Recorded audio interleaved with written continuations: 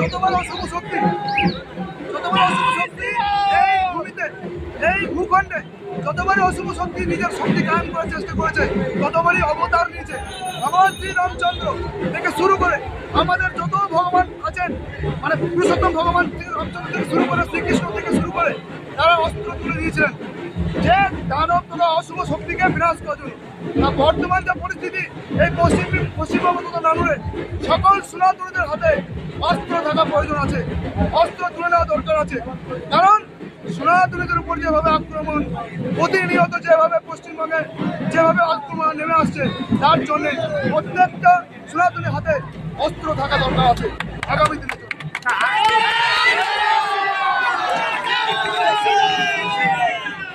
আগামী দিনে কি রাম রাজ্যে পরিণত হবে?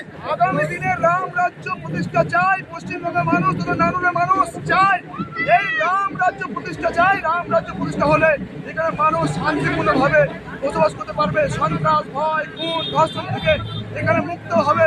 এই নানুর তথা সারা পশ্চিমবঙ্গ তথা পুরো ভারতবর্ষ শান্তিপূর্ণভাবে বসবাস করতে চাই।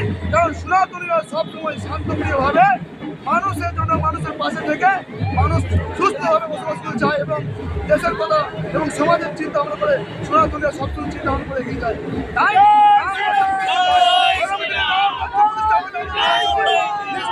হাজার হাজার লক্ষ সনাতনী রাম ভক্তরা রাস্তায় নেমেছে আজকে রামনবমীর শুভেচ্ছায় সকল মানুষকে রামনবমীর শুভেচ্ছা অভিনন্দন জানানোর জন্য।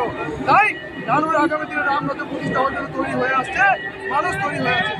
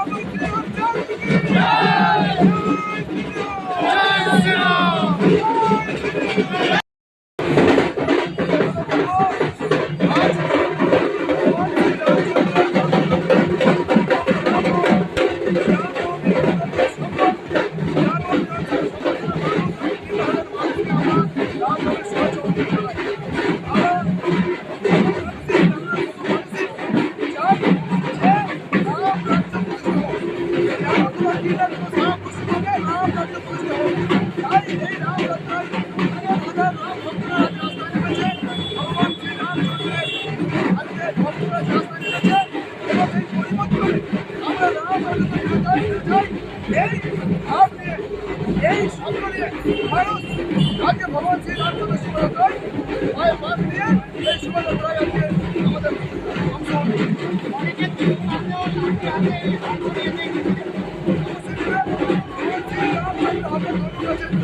আমরা রাম ভক্ত, আমাদের হাতে কিছু থাকবেন, তোমার থাকবেন, আমাদের হাতে যা যা দরকার থাকবে।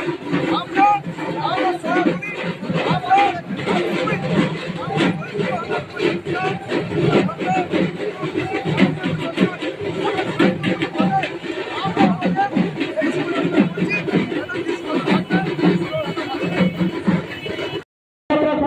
আমরা সকলকে অনুরোধ করছি সহযোগিতা করার জন্য। আমাদের